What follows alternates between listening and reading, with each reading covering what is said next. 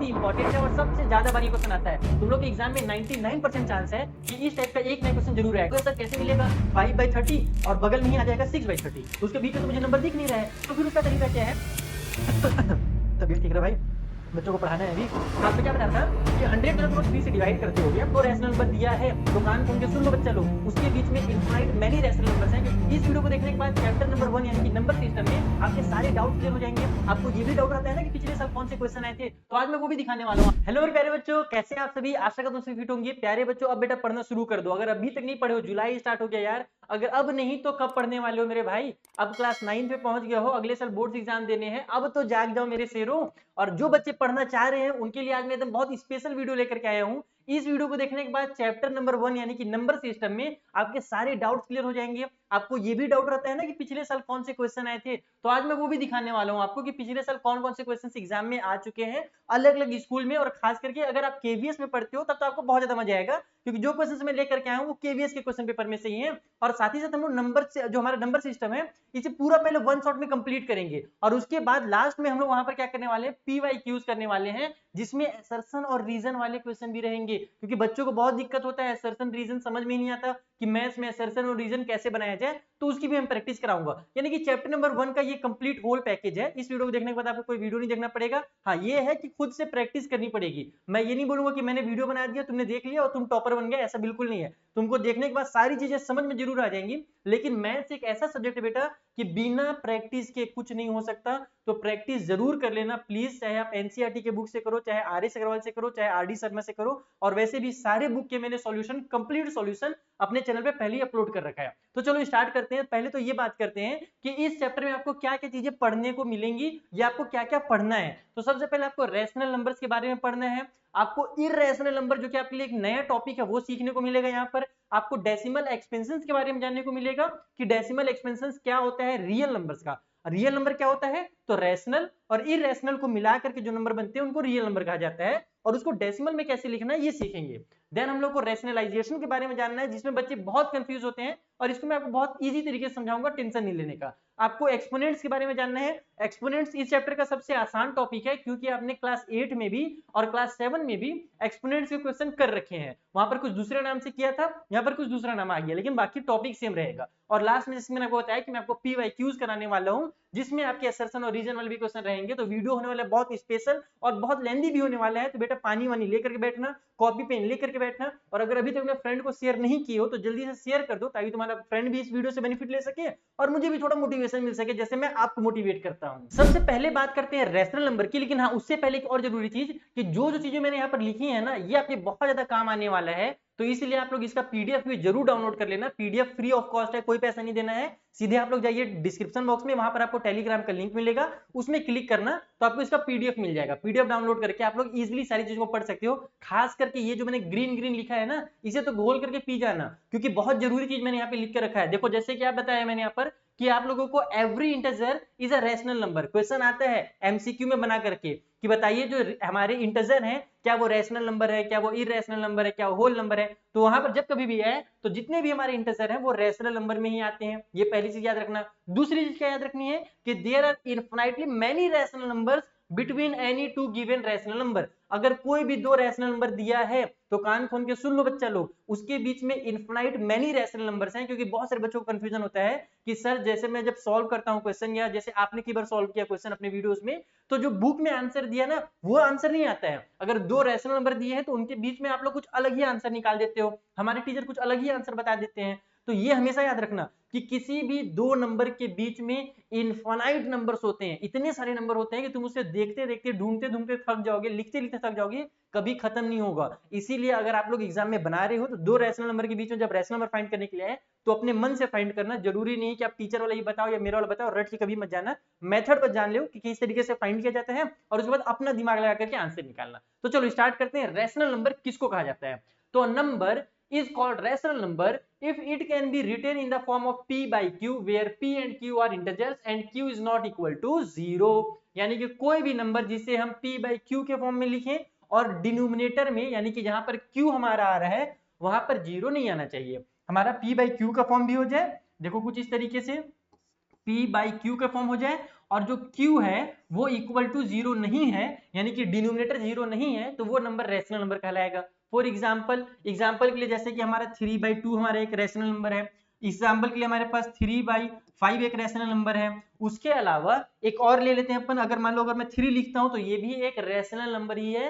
क्यों rational number है sir? क्योंकि इसके नीचे में एक 1 हमेशा छुपा हुआ रहता है, इस वजह से ये एक रैशनल नंबर है। Is that clear? कई बच्चों के मन में डाउट आता है कि सर रैशनल नंबर में और फ्रैक्शन में क्या वो डिफरेंस है? तो यही डिफरेंस है कि फ्रैक्शन आप इसको बोल सकते हो, लेकिन अगर मैं केवल 3 लिखूंगा तो 3 को आप फ्रैक्शन नहीं बोल सकते, लेकिन आप इसको रैशनल नंबर भी बोल सकते हो और इसको भी रैशनल नंबर बोल सकते हो। तो बस यही डिफरेंस है रैशनल नंबर में और फ्रैक्शन में। तो ये रैशनल नंबर समझ में आ गया, और ये जो मैंने लिखा था बहुत जरूरी चीज है, याद रखना इसको। आगे बढ़ते हैं। हम लोग को बोला जा रहा है एक क्वेश्चन, देखो यहाँ पर जितने भी मैं क्वेश्चंस करा रहा हूँ ना, मोस्ट इंपॉर्टेंट क्वेश्चंस हैं, और ये सारे के सारे क्वेश्चन पिछले साल एग्जाम में आ चुके हैं, तो इन क्वेश्चंस को तुम जरूर करके जाना, ठीक है। तो क्वेश्चन क्या है कि find 4 rational numbers between 1/6 and 1/5, यानी 1/6 और 1/5 के बीच में आपको 4 रैशनल नंबर बताने हैं। अब यहाँ पर 4 मैं बताऊंगा, लेकिन मुझसे आप लोग वादा करो कि आप लोग जो 4 निकालोगे वो अपने मर्जी से निकालोगे, मेरे वाला रट के नहीं जाओगे। हाँ, जो मैं मेथड समझा रहा हूँ वो मेथड समझ के चल जाना। देखो कैसे करना है। सबसे पहले तो लिखना है आपके पास गिवन, आपके पास दिया कौन कौन सा फ्रैक्शन है, गिवन नंबर्स।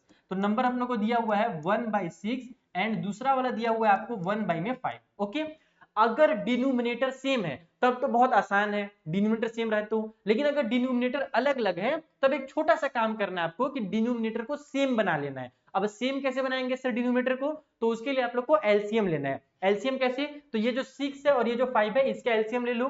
तो 6 और 5 का एलसीएम क्या होगा? 30 होगा, क्योंकि 30 वो नंबर है जो 6 के और 5 के टेबल में आता है, और वो सबसे छोटा नंबर है जो इन दोनों के टेबल में आता है। तो एलसीएम का मतलब ही होता है वो सबसे छोटा नंबर जो दोनों के टेबल में आता हो। बाकी आप लोग डिटेल में अगर एलसीएम निकालना चाहते हो तो निकाल लो, लेकिन मैं तो यही सलाह दूंगा कि शॉर्टकट में एलसीएम निकालना करो, अपने दिमाग में निकाला करो। और कभी भी अगर को प्राइम नंबर्स है ना, अब बोलोगे सर को प्राइम क्या होता है, तो वो भी समझा देता हूं कि ऐसे नंबर्स जो प्राइम हो और आपस में उनके जो फैक्टर हो ना 1 के अलावा कोई दूसरा फैक्टर ही ना हो, तो ऐसे नंबर को को प्राइम कहा जाता है। और को प्राइम नंबर का ये खासियत होता है कि उसका जब आपको एलसीएम निकालना हो ना, तो केवल उन दोनों का मल्टीप्लाई कर दो, उसका एलसीएम आ जाएगा। तो 6 5 30 होता है ना, तो बस इसका एलसीएम भी 30 होगा। तो ये सब चीज बाद में सीखना, शॉर्टकट तरीका। पहले तुम डिटेल में थोड़ा चीजों को समझो कि इसका एलसीएम 30 हो गया, तो यहाँ पर हम लिखेंगे LCM of 6 and 5 equal to 30। अब आपको क्या करना है कि दोनों को नीचे में 30 बना देना है। तो हम क्या करेंगे, यहां पर इसको लिखेंगे कि भैया हमारे पास है 1/6 है, 6 को अगर 30 लिखना है तो मुझे क्या करना पड़ेगा, 6 में 5 का मल्टीप्लाई करना है। ये ध्यान रखना कि केवल मल्टीप्लाई ही करना है, ये नहीं कि आप वहां पर प्लस या माइनस करने लगे, वो गलत हो जाएगा। तो हम लोग यहाँ पर इसका 5 से मल्टीप्लाई कर देंगे, और रूल क्या है कि अगर नीचे 5 से मल्टीप्लाई कर रहे हो तो ऊपर भी करना पड़ेगा। तो ऊपर में तुम्हारा 5 बन जाए 5 आ जाएगा, और नीचे तुम्हारा 30 आ जाएगा। ऐसे हो गया। उसी तरीके से आपके पास दूसरा जो फ्रैक्शन है वो 1/5 है, तो 5 को 30 बनाने के लिए क्या करना पड़ेगा, फिर 6 से मल्टीप्लाई करना पड़ेगा। तो यहाँ पर मैं 6 से मल्टीप्लाई किया, ऊपर मैंने 6 से किया, तो ऊपर मेरा 6 बन जाए 6 आ गया और नीचे 30 आ गया। तो ये जो नंबर्स निकल करके आया है ना, इसको बोला जाता है इक्विवेलेंट फ्रैक्शन। याद करो इक्विवेलेंट फ्रैक्शन के बारे में, क्लास 7 का टॉपिक है ये। तो इक्विवेलेंट फ्रैक्शन का मतलब क्या होता है कि जो फ्रैक्शन आपके पास दिया हुआ था 1/6 दिया हुआ था, और ये जो हमने 5/30 लिखा है, ये दोनों सेम चीजें हैं, दोनों का वैल्यू जो है वो सेम है। क्योंकि जब हम इसको कट करेंगे ना तो लास्ट में ये हमारा 1/6 ही बन करके आता है। तो ऊपर नीचे जब सेम नंबर से मल्टीप्लाई किया जाता है तो इक्विवेलेंट निकल करके आता है। इसका मतलब कि उसकी वैल्यू में चेंज नहीं हुई है। अगर आप 1/6 कहो तो भी वही चीज है, और अगर आप 5/30 कहो तो भी वही चीज है। इसको तुम कुछ इस तरीके से समझ सकते हो, जो बच्चे गांव के होंगे, छत्तीसगढ़ के गांव से ना, वो इसको कनेक्ट कर पाएंगे। हमारे छत्तीसगढ़ में ना 20 रुपीज को गांव में रीजनल लैंग्वेज में वहां पर एक कोरी बोला जाता है। क्या बोला जाता है? एक कोरी। एक कोरी का मतलब क्या होता है? एक कोरी का मतलब होता है 20 रुपीज। समझ आ रहा है? जैसे मैं दुकान में बैठता था जब ना, तो कुछ भी सामान लेने आते थे गांव वाले, तो मैं अगर बोलता कि 30 रुपीज का सामान है, 30 रुपए का सामान है, तो वो बोलते थे कि एक कोरी दे हूं, दे तो दे, नहीं तो नहीं लो, ऐसे बोलते थे। तो इसका मतलब ये हुआ कि 20 रुपए दूंगा, देना है तो भैया दे दो, नहीं तो नहीं ले पाऊंगा मैं। तो 20 रुपए मतलब एक कोरी। अब दोनों का बस यहाँ पर देखो तुम लोग लिखा हुआ अलग अलग है, ये एक कोरी लिखा है, ये 20 रुपए लिखा हुआ है। भैया जब वो मेरे को पैसा देगा तो 20 रुपए ही तो पैसा देगा ना, बस वही चीज है कि 1/6 और 5/30 दोनों का सेम मतलब है, दोनों अलग अलग चीजें नहीं है। तो इसलिए हम लोग इसको अब ऐसे क्यों किए सर? ऐसे इसलिए किए क्योंकि 1/6 और 1/5 के बीच में हम लोग को नंबर नहीं मिल रहा था, लेकिन अब 5/30 और 6/30 के बीच में नंबर आराम से मिल जाएगा। बोलोगे सर कैसे मिलेगा? 5/30 और बगल में ही आ जाएगा 6/30, तो उसके बीच में तो मुझे नंबर दिख नहीं रहा है। तो फिर उसका तरीका क्या है? तो उसका बहुत आसान तरीका बेटा कि तुम क्या करो, ऊपर नीचे 10 से मल्टीप्लाई कर दो। टीचर आपको ये भी बताएंगे स्कूल में, मुझे पता है कि स्कूल में क्या सिखाया जाता है, स्कूल में ये सिखाया जाएगा कि बेटा अगर अपने को 4 रैशनल नंबर निकालना है ना, तो ऊपर नीचे 5 से मल्टीप्लाई करो तो तुमको बीच में 4 रैशनल नंबर मिल जाएंगे। तो बिल्कुल तुम वैसे भी कर सकते हो, लेकिन हम टाइम क्यों बर्बाद करें, जब ऊपर नीचे हम लोग को सेम नंबर से मल्टीप्लाई करना ही है तो मैं 10 से मल्टीप्लाई कर दूंगा। मैं बच्चों को हमेशा ही सिखाता हूँ कि तुम 10 से 100 से ऐसे मल्टीप्लाई करो, तुम्हारा आसान काम हो जाएगा। जैसे देखो मैं यहाँ पर अगर 10 से मल्टीप्लाई करता हूँ ऊपर नीचे, तो मेरे पास तुरंत मल्टीप्लाई हो गया, ऊपर में 50 आ जाएगा और नीचे में 300 आ जाएगा, कितना आसान था। और यही मैं अगर 4 से मल्टीप्लाई करता तो मुझे 4 5 जा 20 लिखना पड़ता, फिर 4 3 जा 12 और 0, इस तरीके से दिमाग लगा के लिखना पड़ता ना। तो मैं टेबल नहीं पढ़ूंगा, मैं सीधे 10 से मल्टीप्लाई करूंगा और मुझे पूरी उम्मीद है कि मेरा आंसर हमेशा आ ही जाता है ऐसे में। तो और हाँ, आ ही जाता है का मतलब कि हमारा आंसर सही ही होगा। ये ध्यान रखना कि अगर आपने ऊपर नीचे 10 से मल्टीप्लाई किया है और टीचर बोल रहे हैं कि नहीं अगर 4 नंबर निकालना है तो आप 5 से मल्टीप्लाई करो ऊपर नीचे, तो वो फिर अगर आप सोचोगे कि टीचर वाला आंसर ही सही है, ये वाला आंसर गलत है, तो ऐसा बिल्कुल नहीं है। मैंने जैसे आपको बताया पिछले वाले स्लाइड में ही कि हमारे पास इनफिनाइट मेनी रैशनल नंबर्स होते हैं, आप कोई भी रैशनल नंबर फाइंड कर लो। आप जितना ज्यादा नंबर ऊपर नीचे मल्टीप्लाई करोगे ना, उतने ही ज्यादा तुम्हारे रैशनल नंबर निकल करके आएंगे। तो उसी तरीके से मैं नीचे भी कर लेता हूँ, 10 से मल्टीप्लाई करें, ऊपर नीचे मैं 10 से मल्टीप्लाई करूंगा तो ऊपर में मेरा 60 आ जाएगा और नीचे में मेरा 300 आ जाएगा। अब तुम लोग डायरेक्ट लिख लो यहाँ पर कि 4 rational numbers are between one, ये वाला 1/6 एंड 1/5। तो देखो 50/300 है और 60/300 है, तो इन दोनों के बीच में तो तुम बहुत सारे रैशनल नंबर बता सकते हो, 51/300, 52/300, 53/300, है ना, इस तरीके से बता सकते हो। तो बस लिख लो जो जो तुमको पसंद है वो नंबर लिख लो। तो 51/300 मैंने एक लिख दिया, 52/300 दूसरा नंबर लिख लिया, फिर 53/100 मैंने तीसरा नंबर लिख लिया, फिर मैं लिख लेता हूँ 54/100 यानी 300, ये 4 नंबर। अच्छा एक चीज और, इस क्वेश्चन में जो जो बच्चों के डाउट आते हैं ना, मैं सारे डाउट क्लियर कर देता हूँ। एक डाउट बच्चों में और ये आता है कि सर हम लोग जब बुक में आंसर देखते हैं ना, तो जैसे आपने सीक्वेंस में लिखा है ना, ऐसे नहीं दिया रहता है। 51/300 लिखिएगा, फिर इसको छोटा सा कुछ दूसरा नंबर लिख देता है, तो वो कहाँ से आता है, तो वो कहां से आता है बेटा, जब आप इसको कट करोगे। जैसे देखो अब ये 2 से कट हो रहा है, साफ साफ दिख रहा है। मैं अगर 2 से कट करना चाहूं तो 2 का टेबल में 26 टाइम पे आ जाएगा और ये 2 का टेबल में हमारे पास 150 टाइम पे आ जाएगा। तो 26/150, और ये अभी और कट हो रहा है तो मैं इसको और छोटा करके लिख सकता हूं, लेकिन आपको लिखना नहीं है।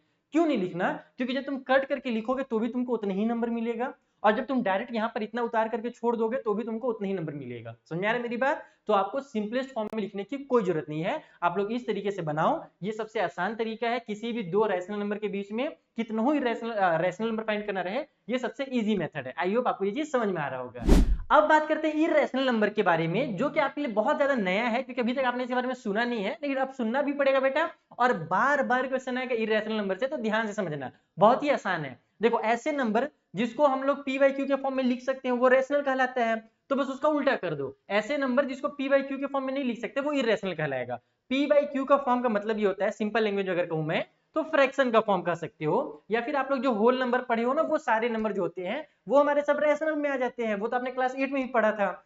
लेकिन इररेशनल में कैसे नंबर आते हैं, जैसे कि √2 का वैल्यू, आप √2 का जब वैल्यू निकालोगे ना, तो ये जो होता है √2 हमारा, ये एक इररेशनल नंबर होता है। क्यों होता है, अभी मैं आगे जब डेसिमल एक्सपेंशन दिखाऊंगा तब तुम इसको और ज्यादा अच्छे से समझ पाओगे। तो अभी फिलहाल बस इतना समझ लो कि √2 हो गया, या फिर √3 हो गया, √5 हो गया, ऐसा कोई भी नंबर जिससे हम रूट से कंप्लीटली बाहर नहीं निकाल सकते, वो सारे नंबर हमारे इररेशनल कहलाते हैं। जैसे कि अगर मैं √4 की बात करूं, तो √4 जो है वो 2 बन करके बाहर निकल जाता है, तो ये क्या होगा, एक रैशनल नंबर होगा। लेकिन वो सभी नंबर जो रूट के अंदर ही रह जाते हैं, रूट से बाहर नहीं निकल पाते, ऐसे नंबर्स को हम लोग इररेशनल कहते हैं। और ये नंबर आप लोग को पहचानना हो तो बहुत ही आसान है, आप लोग सिंपली यहाँ पर कंपोजिट नंबर देख सकते हो। प्राइम और कंपोजिट नंबर पढ़े हो क्लास 8 में, जैसे 2 हो गया, 3 हो गया हमारे पास, है ना। प्राइम नंबर जो होते हैं 2 हो गया, 3 हो गया, 5 हो गया, 7 हो गया, तो ये सारे जो प्राइम नंबर्स है वो कभी रूट से बाहर निकल ही नहीं पाते हैं, क्योंकि उनका पेयर ही नहीं बन पाता है। तो ऐसे नंबर्स हमारे क्या कहलाते हैं,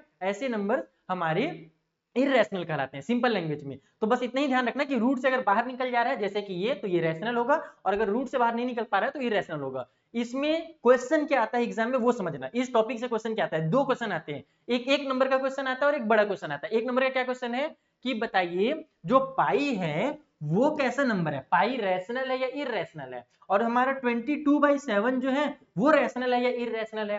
तो अब तक आपने यही सुना होगा, अब तक आप यही जानते हो क्लास 8 तक कि पाई का मतलब 22/7 होता है, और इसीलिए ये क्या पाई जो है वो एक क्या है रैशनल नंबर है। ये सोच करके बच्चे लोग टिक मार करके आ जाते हैं रैशनल में, क्योंकि भैया 22/7 तो हमारा फ्रैक्शन दिख रहा है, p/q का फॉर्म दिख रहा है, तो ये तो एक रैशनल नंबर हो गया, तो ये भी एक रैशनल होगा। लेकिन ऐसा बिल्कुल भी नहीं है, ध्यान से सुनो मेरी बात। पाई जो है बेटा वो एग्जैक्ट उसकी वैल्यू आज तक किसी ने फाइंड नहीं कर पाई है। मैंने पाई के ऊपर एक डेडिकेटेड वीडियो बनाया है अपने मेन वाले जो चैनल है ना मेरा एमडी सर जो वाला, अगर आपने नहीं देखा होगा तो उस चैनल को जाकर विजिट करना, उसमें पाई के बारे में मैंने डिटेल में बताया था कि पाई के क्या क्या कहानी है। तो पाई की कहानी सिंपल लैंग्वेज में ये समझ लो कि जो ये 22/7 लिखते हैं ना, ये केवल हम लोग पाई की वैल्यू को कैलकुलेट करने के लिए लिखते हैं, ये एग्जैक्ट वैल्यू पाई की नहीं है। तो इस वजह से जो पाई की एग्जैक्ट वैल्यू है आज तक किसी ने फाइंड नहीं कर पाया, so that reason pi is a irrational number. Pi क्या है, एक इररेशनल नंबर है, जबकि जो हम लोग पाई का वैल्यू लिखते हैं 22/7 ये एक रैशनल है।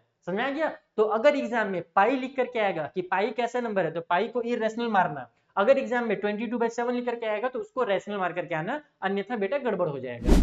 अब बात करते हैं दूसरा टाइप का जो क्वेश्चन इस वाले चैप्टर से आता है या इस टॉपिक से आता है, बहुत ही इंपॉर्टेंट है और सबसे ज्यादा बार ये क्वेश्चन आता है तुम लोग के एग्जाम में। 99% चांस है कि इस टाइप का एक नया क्वेश्चन जरूर आएगा। √2 हो गया, √5 हो गया, √3 हो गया, इन तीनों में से कोई ना एक नंबर हमारा एग्जाम में जरूर पूछा जाता है। बोला जाता है कि इस नंबर को क्या करो, नंबर लाइन में लोकेट करो। ओके, तो सबसे पहले तो मैं ये देखता हूँ कि यहाँ पर मैंने लिखा क्या है, चलो इसको समझ लो। Key point to remember, for locating irrational numbers we can use Pythagoras theorem. यानी कि अगर कभी भी इररेशनल नंबर आया हुआ है ना, जिससे हमें नंबर लाइन में लोकेट करना है, √2 आ गया है, √3 आ गया, √5 आ गया, ऐसे नंबर्स, तो उसके लिए हम लोग पाइथागोरस थ्योरम का यूज करते हैं। करना क्या रहता है वो समझना। हमको बोला ये है कि बताइए इस वाले लाइन में √2 कहां पर आएगा, क्या यहाँ पर √2 आएगा, क्या यहाँ पर √2 आएगा, क्या यहाँ पर आएगा, यहाँ पर आएगा, यहाँ पर आएगा, यहाँ पर आएगा, कहां पर हमारा √2 आएगा भैया? तो इसको पता लगाने का सबसे आसान तरीका है पाइथागोरस थ्योरम का यूज करना। जिन बच्चों ने पाइथागोरस थ्योरम अच्छे से पढ़ा था उनको याद होगा, जिन नहीं पढ़ा उनको मैं जल्दी से बता देता हूं कि पाइथागोरस थ्योरम होता क्या है। जब कभी भी हमारे पास एक राइट ट्रायंगल दिया हुआ हो तो उसमें पाइथागोरस थ्योरम वर्क करता है। ठीक है, इस ट्रायंगल को मैं कुछ इस तरीके से बनाता हूं ताकि अभी हम लोग आप लोग इसको कनेक्ट कर पाओ। हम लोग जब नंबर लाइन में पढ़ेंगे ना तो मैं कुछ उस तरीके से ट्रायंगल बनाऊंगा, इसलिए मैंने ऐसे कर दिया। तो राइट ट्रायंगल हमारे यहाँ पर बन रहा है, आप लोग जानते हो कि इसको क्या बोलते हैं, इसको बोलते हैं हाइपोटेन्यूज। ये क्या है, तो ये हमारी परपेंडिकुलर कहलाती है या फिर इसको हाइट भी कहते हैं। और ये क्या हमारा, तो ये हमारा बेस है। Is that clear? इतना चीज तो सबको पता ही होगा। अब होता क्या है कि पाइथागोरस ने क्या बताया, पाइथागोरस चाचा ने ये बताया कि कभी भी किसी भी राइट ट्रायंगल में हाइपोटेन्यूज यानी ये वाली जो साइड है, जब इस वाले साइड का मैं स्क्वायर करूंगा तो वो जो स्क्वायर निकल करके आएगा वो इस वाले साइड और इस वाले साइड के स्क्वायर के सम के बराबर होगा। फिर से समझो उन्होंने क्या बताया कि जब आप हाइपोटेन्यूज का स्क्वायर करोगे तो ये जो वैल्यू निकल करके आएगा ना वो किसके बराबर होगा, तो परपेंडिकुलर के स्क्वायर और प्लस में बेस के स्क्वायर के बराबर होगा। ये पाइथागोरस चाचा ने बता करके जा चुके हैं इस दुनिया से, लेकिन ये बहुत काम आता है, ध्यान रखना। अब इसमें करना क्या है कि हम लोगों को अब इसका यूज यहां पर कैसे करना है, तो हमें जो भी नंबर दिया हुआ रहता है ना नंबर लाइन में लोकेट करने के लिए, हमें सिंपली क्या करना है कि इस नंबर को हमें हाइपोटेन्यूज की जगह पर लेकर के आना है। ये जो हाइपोटेन्यूज है ना हमें उसे ही क्या करना है, √2 बनाना है। क्या बनाना है बच्चा लोग, ध्यान से समझो कि जो हाइपोटेन्यूज है उसको आपको √2 बनाना है। और √2 कैसे बनाना है, आपको परपेंडिकुलर को और बेस को अपने मन से कोई ऐसा नंबर मान लेना है, अपने दिमाग में कुछ ऐसा नंबर इमेजिन कर लेना है ताकि आपका ये जो है √2 आ जाए। अब बोलोगे सर बहुत मुश्किल काम है, लेकिन बिल्कुल भी मुश्किल नहीं, बहुत आसान है। देखो कैसे करना है। सबसे पहले हमारे पास ये h का स्क्वायर है, अगर मैं h की वैल्यू मुझे अगर चाहिए तो मैं स्क्वायर को उधर ट्रांसफर कर दूंगा, तो ये मेरा हो जाएगा हाइपोटेन्यूज इक्वल टू रूट के अंदर p का स्क्वायर और b का स्क्वायर। पहले p ही लिख लेता हूं, नहीं तो बच्चे फिर कंफ्यूज होंगे सर b पहले क्यों लिख दिए। इस तरीके से हो जाएगा, मैंने क्या किया स्क्वायर को उधर भेज दिया तो सामने वाले को वो रूट में लेकर के आ गया। अब सिंपल है कि तुमको बस इसको 2 बनाना है, तो कैसे बनाओगे, क्या करोगे, p को अगर मैं 1 ले लेता हूं तो ये 1 का स्क्वायर हो जाएगा और 1 का स्क्वायर तो 1 ही रहता है। फिर b को भी मैं अगर 1 ले लेता हूं तो फिर 1 का स्क्वायर क्या होगा, 1 ही रहेगा, तो फिर 1 और प्लस 1 इक्वल टू 2 आ जाएगा। यानी कि मुझे क्या करना है, p का वैल्यू 1 ले लेना है और b का वैल्यू 1 ले लेना है। सिंपल लैंग्वेज है, p का वैल्यू 1 ले लो, b का वैल्यू 1 ले लो, तो यहां पर तुम्हारा ये ऐसे हो जाएगा हाइपोटेन्यूज इक्वल टू रूट के अंदर 1 का स्क्वायर प्लस 1 का स्क्वायर और 1 का स्क्वायर मतलब 1 और फिर 1 का स्क्वायर यानी 1, तो 1 प्लस 1 यानी कि 2 हो जाएगा। तो हमारा हाइपोटेन्यूज कितना आ गया, रूट के अंदर 2 आ गया, तो कितना आसान था। और इसी तरीके से बाकी नंबर्स का भी निकाला जाता है, और वो सारे नंबर्स का मैंने आर.डी. शर्मा का सॉल्यूशन जब मैं बना रहा था तो उसमें भी कराया है, आर.एस. अग्रवाल का जब मैं सॉल्यूशन बना रहा था तो उसमें भी कराया है। और ये वीडियो बहुत ज्यादा लेंदी ना हो जाए इसमें, इसलिए हम लोग केवल रूट 2 को कर रहे हैं। अगर आपको रूट 5 का, रूट 3 का, ये सारे का भी वीडियोस देखना है, या अगर आप चाहते हो कि कंप्लीट सर आपको गाइड कर देना अच्छे से, मुझसे अगर आप डिटेल में पूरे चैप्टर्स पढ़ना चाहते हो, तो पिछले साल मैंने क्लास 9 के लिए अंतिम बैच लॉन्च किया था, जिसमें बच्चों को मैं लाइव क्लासेस कराता था, और लाइव क्लासेस में मैंने सारी चीजें कवर करा रखी हैं। अगर आपको इंटरेस्ट है उन चीजों पे, यानी कि आपके चैप्टर में आपको इंटरेस्ट है, अगर आपको बहुत ज्यादा कंफ्यूजन रहता है, अगर आपने पिछले साल चीजों को अच्छे से नहीं पढ़ा है, तो अंतिम बैच आपके लिए परफेक्ट बैच है। इस साल बस एक चीज चेंज रहेगा उसमें, कि मैं लाइव क्लासेस नहीं कर रहा हूं, वहां पर मैंने सारे के सारे लाइव क्लासेस की वीडियोस अपलोड कर दिए पहले वाले।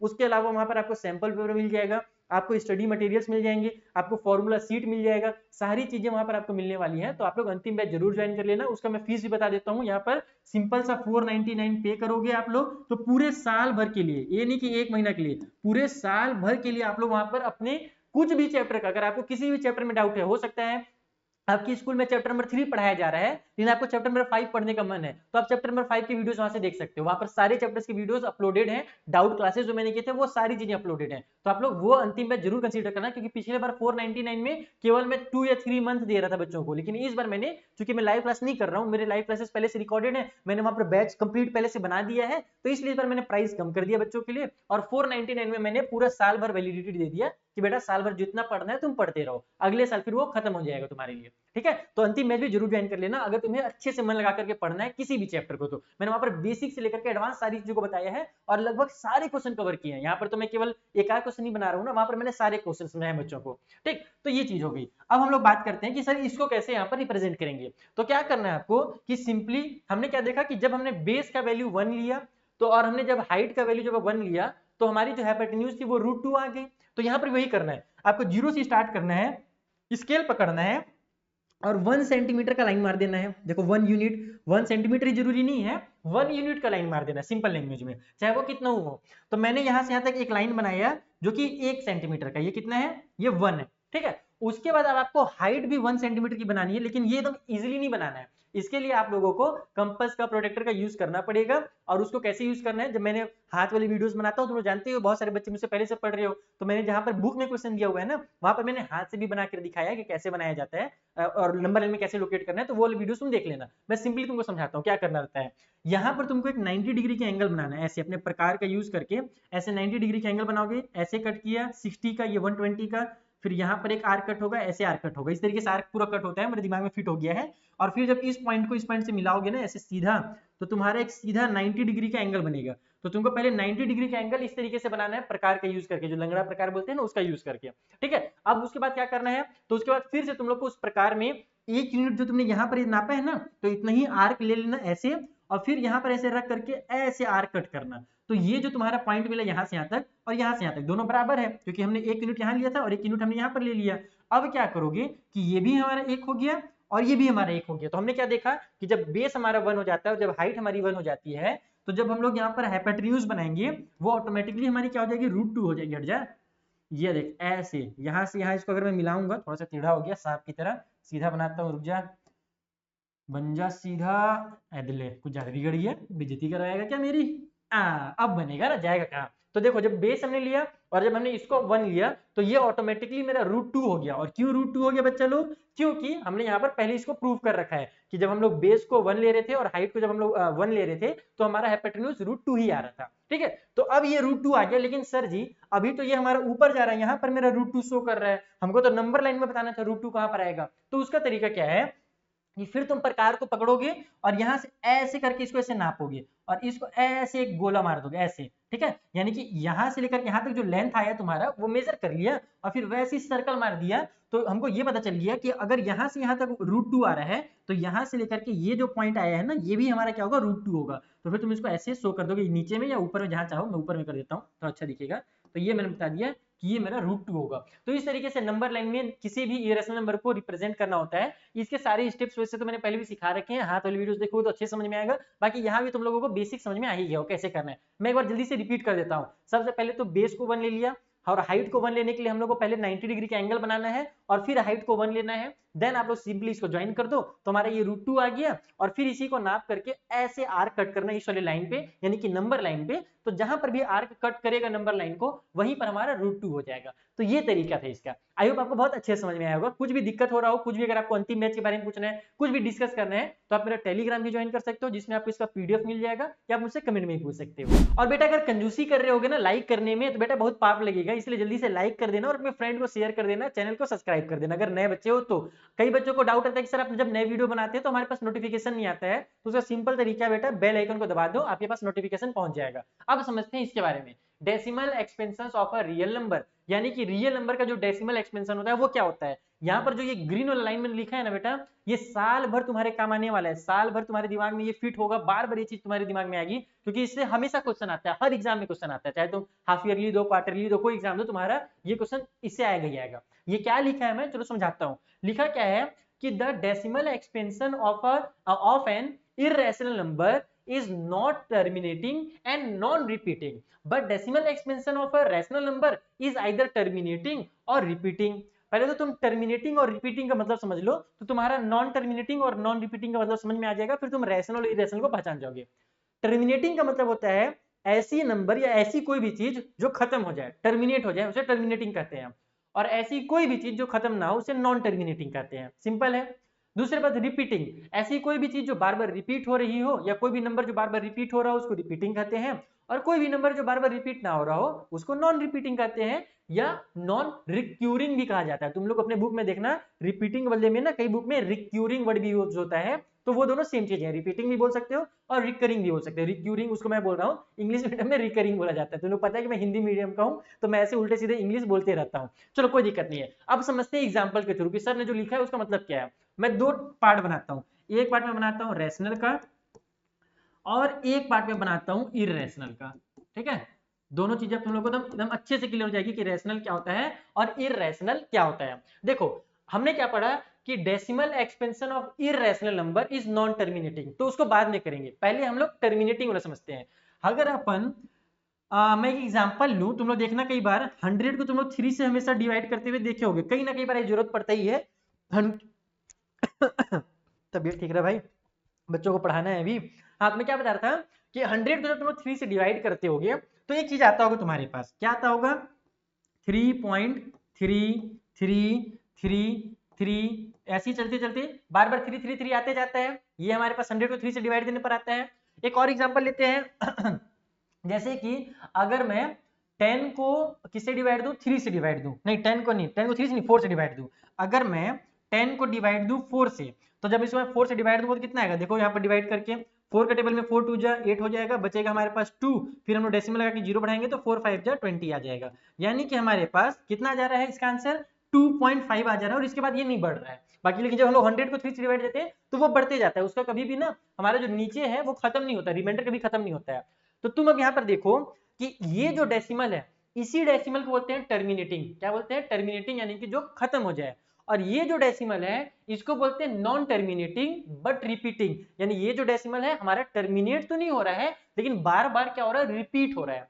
समझ में आ गया बबुआ लोग। तो रैशनल नंबर की यही खासियत है कि कोई भी रैशनल नंबर रहेगा ना तो वो क्या होगा हमारा, या तो टर्मिनेट हो जाएगा, या फिर हमारा वो अगर टर्मिनेट नहीं हो रहा है तो बार बार रिपीट होगा। लेकिन इररेशनल नंबर्स ऐसे नंबर्स होते हैं जो कभी खत्म ही नहीं होते। जैसे तुम लोग जल्दी से गूगल में जाकर के सर्च करो, या फिर तुम लोग को बहुत सारे बच्चों को अगर पहले से पता होगा ना, जल्दी से कमेंट करके मुझे बताओ कि पाई की वैल्यू कितनी होती है। तो बहुत सारे बच्चे बताएंगे सर पाई की वैल्यू 3.14 होती है, लेकिन उनको केवल 2 डिजिट तक ही पता रहता है। लेकिन अगर तुम पाई की वैल्यू निकालने जाओगे ना तो आपके वैल्यू आते जाएंगे आते जाएंगे आते जाएंगे आते जाएंगे, कभी खत्म ही नहीं होता है। यानी कि इसका जो वैल्यू है कभी खत्म नहीं होता है, आप निकालते जाओ आगे बढ़ते जाएगा, और कभी भी सेम टाइप से नहीं आता है, हमेशा एक अलग अलग नंबर आते जाएगा। तो कहने का मतलब ये है कि हमारे पास जब कभी भी कोई नंबर ऐसा नंबर हो जो अगर खत्म भी नहीं हो रहा है और बार बार अलग अलग नंबर आ रहा है। फॉर एग्जाम्पल एक और मैं नंबर लिखता हूँ, जैसे कि मान लो 2 मेरा फेवरेट नंबर है, तो 2.156782346752 अब इस तरीके से, यानी कि मेरे पास डेसिमल के बाद ना ही नंबर खत्म हो रहा है और ना ही नंबर हमारा एक ही चीज नंबर रिपीट हो रहा है, हर बार देखो अलग पैटर्न हो जा रहा है। पहले 1 5 था, फिर 6 7 था, फिर 8 2 आ गया, फिर 3 4 आ गया, तो हर बार एक नया सीरीज चलते जा रहा है। तो ऐसे कभी भी नंबर है तो इसको ही बोला जाता है नॉन टर्मिनेटिंग, यानी खत्म नहीं हो रहा है।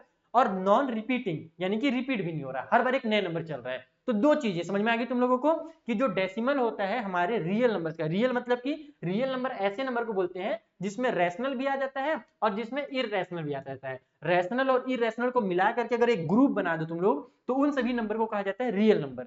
तो रियल नंबर में अगर तुम रैशनल का डेसिमल एक्सपेंशन देखोगे तो वो कैसा होता है, वो इस तरीके का होता है, या तो वो रिपीट होगा बार बार एक ही नंबर, या तो वो खत्म हो जाएगा। या फिर अगर इररेशनल का देखोगे तो वो ना ही हमारा रिपीट होता है और ना ही हमारा खत्म होता है कभी। तो बस ये डेफिनेशन, इन दोनों के बीच में डिफरेंस है। अब इससे एक बहुत मजेदार क्वेश्चन आता है, तो ये रहा वो क्वेश्चन, सबसे इजी क्वेश्चन है और सबसे मजेदार क्वेश्चन है। बोला क्या जा रहा है कि आइडेंटिफाई करो इनमें से एक इररेशनल नंबर, और ये काम मैं तुम लोग से करवाने वाला हूँ। पहले तो मैं तुम लोगों को बता देता हूँ कि इसमें क्या क्या लिखा हुआ है। जैसे देखो 0.13 लिखा है और इसके बाद कुछ भी साइन नहीं बना हुआ है, कॉमा बना हुआ है, यानी अगला नंबर स्टार्ट हो जा रहा है। इसका मतलब कि 0.13 में ही उसका खेल खत्म हो गया, ये यहीं तक है। दूसरा नंबर लिखा हुआ है 0.1315 और ये 15 के ऊपर में एक ऐसे लाइन बनी हुई है, तो इस लाइन का मतलब होता है बार, और बार का मतलब होता है सिंपल लैंग्वेज में कह दो बार बार। बार बार मतलब कि बार बार रिपीट हो रहा है। इसका मतलब ये हुआ कि ये जो नंबर है एक्चुअल में ना, ये इतने ही खत्म नहीं हो रहा है, इसका वैल्यू कुछ इस तरीके से है 0.13 है, और ये जो 15 के ऊपर लाइन बना है ना, इसका मतलब 15 15 15 15 ऐसे ये बार बार रिपीट होता है। तो जब कभी भी ऊपर में बार बना रहे तो समझ जाना कि वो रिपीट हो रहा था, तो उसको शॉर्टकट करने के लिए हमने ऐसे बार लगा के लिख दिया ताकि हमारा कॉपी का पेज खत्म मत हो जाए। उसी तरीके से जो अगला नंबर है वो है 0.1315 और इसमें पूरे में बार लगा हुआ है, तो इसका भी यही मतलब हुआ कि ये हमारा 0.1315 और पूरे में बार है, यानी कि फिर से 1315 आएगा, फिर से 1315 आएगा, यानी कुछ इस तरीके से ये रिपीट हो रहा है। ये वाले नंबर में केवल 15 के ऊपर बार था तो बस 15 रिपीट हो रहा था, लेकिन इसमें हमारे पास सभी में बार लगा हुआ है पूरे नंबर में, तो ये सारे नंबर आपस में क्या रिपीट हो रहे हैं। तो ये क्लियर है। आखिरी नंबर में आ जाते हैं जो कि है ये वाला। अब इसमें क्या दिया हुआ है, तो 0 पॉइंट में 3 0 1 3 00 1 3 000 फिर 1 3 डॉट डॉट डॉट। अब देखो बेटा यहीं से ट्विस्ट होता है, तुम लोग देखोगे कि पहला नंबर तो टर्मिनेट हो गया, क्या हो गया, खत्म हो गया, और टर्मिनेटिंग नंबर हमारे पास रैशनल नंबर होते हैं। दूसरा जो नंबर था वो खत्म तो नहीं हो रहा है लेकिन रिपीट हो रहा है। देखो शुरू में रिपीट नहीं हुआ, 13 के बाद 15 आया, लेकिन फिर 15 15 15 आते जा रहा है, तो इसको रिपीटिंग ही बोला जाता है। समझ में आया। तो नॉन टर्मिनेटिंग है बट ये रिपीटिंग है, तो ये भी कैसा हो गया, एक रैशनल नंबर हो गया। तीसरा वाला नंबर में बार बार एक ही चीज रिपीट हो रहा है 1315 1315 1315, तो ये भी क्या हमारे पास एक रैशनल नंबर हो गया। इन चौथा जो नंबर है इसमें एक नया पैटर्न बन रहा है। पहले टाइम देखो 3 के बाद एक जीरो था, फिर 3 के बाद 2 जीरो आया, फिर 3 के बाद 3 जीरो आया, इसका मतलब अगले बार 3 के बाद 4 जीरो होगा, फिर 5 जीरो होगा, यानी कि सेम चीज नहीं आ रहा है। ये नहीं कि हर बार एक ही जीरो आ रहा है या फिर हर बार 2 जीरो आ रहा है, ऐसा नहीं है, हर बार एक नया सीक्वेंस जा रहा है। तो इस नंबर को ही क्या कहते हैं, इररेशनल कहते हैं। अरे अरे तो मैं ही बता रही हूँ, मतलब तुम लोग से पूछने वाला था, चलो कोई बात नहीं, होता है, मैं ही बता दिया, कोई बात नहीं। अगला क्वेश्चन देखते हैं जो कि और ज्यादा इंटरेस्टिंग है और इससे ही मजेदार है। तो ये समझ में आ गया, अगर नहीं आया होगा तो कमेंट करके जरूर पूछ लेना क्योंकि बहुत जरूरी है। अगला क्वेश्चन जिसमें बच्चे बहुत तेज कंफ्यूज रहते हैं, बोलते हैं सर जी मैं इसको कैसे बनाऊं, और आज का वीडियो देखने के बाद ये क्वेश्चन तुम लोग से छूटेगा नहीं। तुम लोग सर इतना बच्चों वाला क्वेश्चन दिया हुआ है, ये तो क्लास 2 के बच्चे बना लेंगे, और हकीकत में क्लास 2 के बच्चे बना लेंगे, मैं मजाक नहीं कर रहा हूँ। देखो क्या क्वेश्चन है, इसे बोल रहा है कि find 3 irrational numbers between 0.1 and 0.12। आपके पास दो नंबर दिया हुआ है, एक दिया हुआ है 0.1, एक दिया हुआ है 0.12। अब मैं आपको क्लास 6 का एक चीज याद दिलाना चाहूंगा, क्लास 6 जहां पर आपने डेसिमल्स वाले नंबर को कंपेयर करना सीखा था कि कौन सा डेसिमल बड़ा है कौन सा छोटा है। मैंने पढ़ाया हूं बेटा, मुझे पता है, याद है मुझे, एनसीईआरटी में भी ये क्वेश्चन है, आरएस अग्रवाल में भी क्वेश्चन है, मैं पूरे जो भी बुक पढ़ाता हूँ ना उसमें मैं घुस जाता हूँ, तो मेरे दिमाग में हमेशा याद रहता है कि कौन से क्वेश्चन कहाँ पर, कौन से चैप्टर में या फिर कौन से बुक में है। तो हमने वहां पर एक चीज सीखा था, क्या सीखा था कि अगर कभी भी दो डेसिमल नंबर दिए हुए हैं और डेसिमल के बाद अगर दोनों में डिजिट्स बराबर नहीं है, अगर एक में डिजिट कम है दूसरे में ज्यादा है, तो जिसमें कम है हम उसमें अपने मर्जी से जितने चाहें उतने जीरो बढ़ा सकते हैं। इसका मतलब ये हुआ कि अगर 0.1 लिखा हुआ है तो मैं उसको 0.10 भी लिख सकता हूं, मैं उसको 0.100 भी लिख सकता हूं, मैं 0.1000 भी लिख सकता हूं। ये चीज एकदम अच्छे से अपने कान खोल करके इसको दिमाग के अंदर घुसा लो, एक कान खोलना दूसरे को बंद कर लेना, नहीं तो इधर भी खोल दोगे इधर भी खोल दोगे, इधर से घुसेगा उधर से निकल जाएगा। ये बहुत जरूरी चीज है। मैं देखता था कि बच्चे लोग, कई बच्चे ना नीट वीट की तैयारी करते रहते हैं और उनको भी ये मेथड नहीं बता रहता, ये कॉन्सेप्ट नहीं बता रहता। कभी भी अगर 0.1 दिया हुआ है ना, तो एक्चुअल में वो 0.10 भी कह सकते हो उसको, तुम 0.100 भी कह सकते हो, 0.1000 भी कह सकते हो। तो बोलोगे सर कि इसमें फिर डिफरेंस क्या हुआ, फिर 0.1 कैसे लिखेंगे, तो 0.1 कैसे लिखेंगे वो समझो। इसके लिए हम लोग को दूसरा वाला जो नंबर है ना उसको देखना पड़ेगा। यानी कि अगर आपको कंपेयर करने के लिए दिया हुआ है 0.25 ऐसे दिया हुआ है, तो इसमें 2 डिजिट है और इसमें हमारे पास एक ही डिजिट है, तो इसमें तुम पहले तो क्या करो कि एक जीरो लगा दो, तो ये हो जाएगा तुम्हारे पास 0.10 और ये हो जाएगा 0.25। ऐसे होता है, समझ में आ रहा है मेरी बात। यानी कि 0.1 अगर लिखना रहे, अब तुम लोग सर कि अगर ये 0.10 था तो 0.1 कैसे लिखेंगे फिर, तो अगर तुम इन दोनों को कंपेयर कर रहे हो तो इस कंडीशन में 0.1 लिखने के लिए 0.01 लिखा जाता है, ये लिखा जाता है। ये सब बहुत बच्चों वाली चीजें हैं, लेकिन मैं तुम लोग को यहाँ पे समझा दे रहा हूँ ताकि तुम लोग को आगे दिक्कत ना हो। तो अगर 0.1 लिखना है तो ऐसे लिखा जाएगा 0.01, क्योंकि हम लोग पास दो दो डिजिट आ रहे हैं। लेकिन अगर मैं इस वाले नंबर की बात करूं कि यहाँ पर अगर सर हम लोग के पास ऐसे आ गया है, अब अगर मुझे 0.1 लिखना है तो मैं कैसे लिखूंगा, तब मैं ऐसे लिखूंगा 0.001। अब ये इसमें अगर मैं इसको कंपेयर करूं तो अब ये 001 यानी कि 1 कहलाएगा और ये 100 कहलाएगा।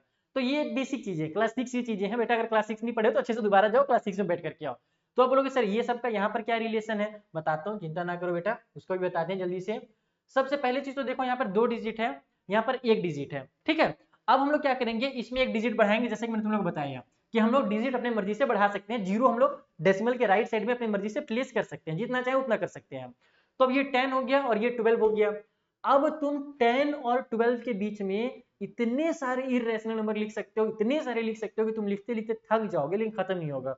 अब बोलोगे कैसे लिखना है, चलो दिखाता हूँ कैसे लिखना है। देखो क्या करो, इरेशनल समझ में आ गया था ना। इरेशनल मतलब कि हमारे पास बस वो रिपीट होते चला जाए, यानी रिपीट ना हो, कुछ उल्टा सीधा आते जाए, हर बार एक नया नंबर आते जाए, ये जी पता है।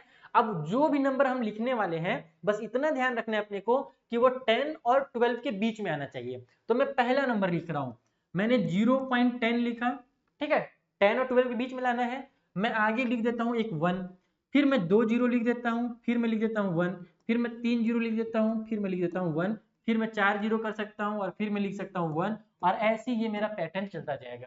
तो अगर आप शुरू के 2 डिजिट देखोगे डेसिमल के बाद तो 10 था, और ये 10 और ये हमारे पास 12 है ना। अगर वैसे तो डेसिमल के लैंग्वेज में पढ़ा जाए तो 10 को 1 0 पढ़ते हैं और 12 को 1 2 पढ़ते हैं, 0.12 बोला जाता है। बट अगर हम लोग इसको यहाँ पर अगर कॉन्सेप्ट समझने के लिए बोले तो मैं इसको डायरेक्ट 10 बोलूंगा और इसको 12 बोलूंगा। तो ये जो मैंने नंबर लिखा बेटा ना, ये 10 और 12 के बीच में ही आएगा, केवल आपको शुरू के क्योंकि 2 डिजिट देखने हैं, ऐसे करना है। एक और नंबर लिख लेता हूं मैं, इसी से मैं और भी बना सकता हूं, मैंने 10 से ही और भी बहुत से नंबर बना सकता हूं, लेकिन मैं सोच रहा हूं कि चलो बच्चों को 11 से ही बना के दिखा देता हूं, क्योंकि मुझे 10 और 12 के बीच में चाहिए। तो मैं यहाँ पर बनाऊंगा 0.11, ठीक है, जो कि 10 और 12 के बीच में आ गया। अब मैं फिर वही काम करूंगा, मजा करूंगा, 0 लिखूंगा, फिर 11 लिखूंगा, फिर एक 1 लिखूंगा, कोई मर्जी नहीं, एक 1 लिखो, 2 1 लिखो, बस शुरू का 2 डिजिट जो है बस ये हमारे इसके और इसके बीच का रहना चाहिए। बाकी आगे तुम कुछ भी लिखो अपने मर्जी से, जो फैलाना फैलाते रहता फैलाते रहो, तुम्हारी मर्जी। तो यहाँ पर मैं 2 जीरो कर दिया, फिर 1 करके मैं 3 जीरो कर दिया, फिर 1 करके मैं 4 जीरो कर दिया। तो तुम्हारा पास हो क्या रहा है, तुम्हारा जो नंबर है 11 आया है, जो कि इन दोनों के बीच में है, और आगे हमने इसको इरेशनल बना दिया अपनी मर्जी से, 0 1 001 000 1 4 बार 0 ऐसे करके, यानी कि हमारा ये रिपीट होते हर बार एक अलग नंबर आ रहा है, कभी भी रिपीट हो नहीं रहा है। तो बस इरेशनल बनाने के लिए तुमको बस 2 चीज का ध्यान रखना है।